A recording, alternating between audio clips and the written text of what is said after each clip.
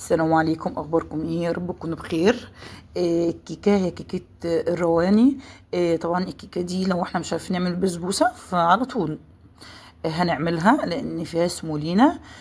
ودي انا يعني بالنسبه لي من افضل الكيكات، حلوه قوي وطريه ويعني انا بحبها عن الكيكه اللي هي العاديه اللي هي الكيكه اليوميه. فالمقادير معانا. اول حاجه هنعمل الشربات، هنجهز الشربات عشان نسيبه يبرد. فهنعمل كوبايتين سكر. انا بعملها المقادير عندي كلها بالكوب المعياري، او لو ما عندكيش كوبايه معياريه هي كوبايه الشاي العاديه انت هتعملي بيها نفس المقادير كلها. فعندك كوبايتين سكر مع كوبايتين ميه وعصره ليمونه، واحطهم على النار واسيبهم زي البسبوسه بالظبط، اسيبهم يغلوا. وبعد ما يغلوا اطفي عليهم، يغلوا بس لمده 5 دقايق، واطفي عليه واسيبه يبرد. دي بقى مقادير الكيكة: 4 بيضات وهضربهم، وهنزل بفانيليا وكوباية سكر اللي هي 200 جرام، وابتدي اضرب لغاية ما السكر يدوب. طبعا بستمر في الضرب لغاية ما السكر ما يدوب والقوام عندي بيرتفع قوي. في المرحلة دي هتاخد معايا شوية. لو انت عايزة تضربيه في الخلاط تمام، بس انا بحب اضربه بالمضرب الكهربائي، بيبقى يعني اسهل وكده، لان احنا بنضرب المقادير كلها مع بعض. زي ما انت شايفه كده القوام بيعلى معايا واللون كمان بيفتح. لازم اتاكد ان السكر كله داب، يعني المفروض في المرحله دي تحطي اللي هو السكر الناعم، مش يعني احنا عندنا سكر حرش شويه، لا بلاش منه احسن، هيبوظ معاكي الكيكه. فنحط السكر الناعم ده هيدوب بسرعه معايا.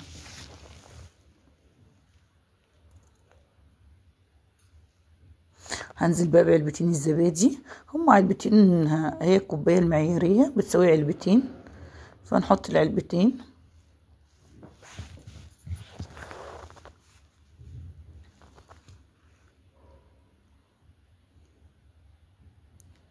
واضرب. وبعدين بقى اكون مجهزه كوبايه زيت نزلت بيها. طبعا مع الضرب يعني انا مشغله ايدي بضرب وبنزل في المقادير.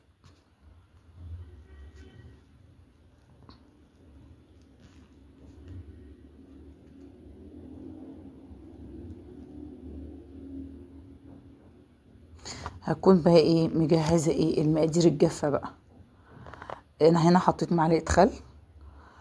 المقادير الجافه بقى عندي كوبايه دقيق، وعندي كوبايه سمولينا، وعندي معلقه كبيره بيكنج باودر، ومعاهم رشه الملح. شوفي القوام عندي عامل ازاي. القوام عندي فك شويه بقى، سايل شويه من الزيت ومن الزبادي. انا نزلت هنا بالمقادير الجافه.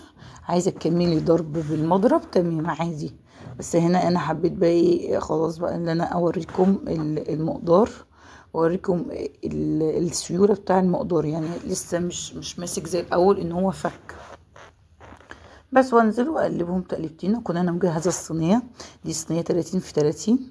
لو ما عندكيش الصينيه دي اعمليها في اي صينيه تعجبك، او في صينيه البسبوسه تكون سواها حلو برضو قوي. انا من الناس اللي بفضل صينيه البسبوسه، السوا بتاعها بيكون حلو قوي. هدخلها على فرن 180، يكون مسخناه قبلها بربع ساعه. وطبعا هتقعد بالظبط 35 دقيقه. لازم اظبطها كده واخبطها خبطتين على الرخامه عشان قطعة الكيك تطلع مظبوطة، ميطلعش فيها هوا من جوه. طبعا انا جهزت الشربات اهو، الشربات غلى معايا، هركنه يبرد. طبعا الصينيه بتبقى طالعه سخنه قوي زي ما انت شايفه كده، هي بتاخد اللون من غير ما افتح الشوايه. بس هي لو عندك في الفرن اللون بتاعها فاتح شويه، لا افتحي لها الشوايه تاخد لون ذهبي، لان الحاجات اللي بتسيق شربات اللون يعني انا بحب اضغط على درجة اللون بتاعها اسويها اكتر، لان انا لما بحط الشربات بحس ان اللون بيفتح زي البسبوسة بالظبط. خلي بالك كمان الصينية هتحسي انها بعد ما بتشرب الشربات بترتفع، لان عندنا السمولينا اما بيشرب الشربات بتنفش شويه، يعني الصينيه بتنفش معانا شويه. طبعا انا ما سبتهاش تبرد، طبعا انتوا عارفين انا بقطعها على طول عشان اوريها لكم.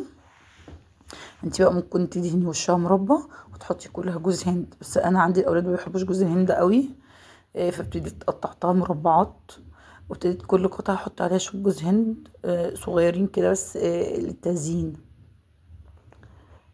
طبعا الكيكه دي من احلى الكيكات اللي هتاكليها وهتحبيها قوي، يعني اطفال كبار اي حد، لان كيكه طريه مسقيه شربت حلو قوي، واما بتبات طبعا لتاني يوم وتالت يوم بتبقى تحفه. بتبقى انت عارفه، انت لو جربتيها بنفس المقادير وبنفس الطريقه هتدمنيها عن البسبوسه، يعني ما بتعرفش تعمل بسبوسه لا، نعمل الكيكه دي حلوه قوي. انتوا شايفين قوامها، طبعا هي هنا سخنه نار مولعه، انا مش عارفه حتى يعني اقطع منها قطعه، فحلوه قوي، وبدوقها معاكم برضو هي سخنه، فلا حلوه.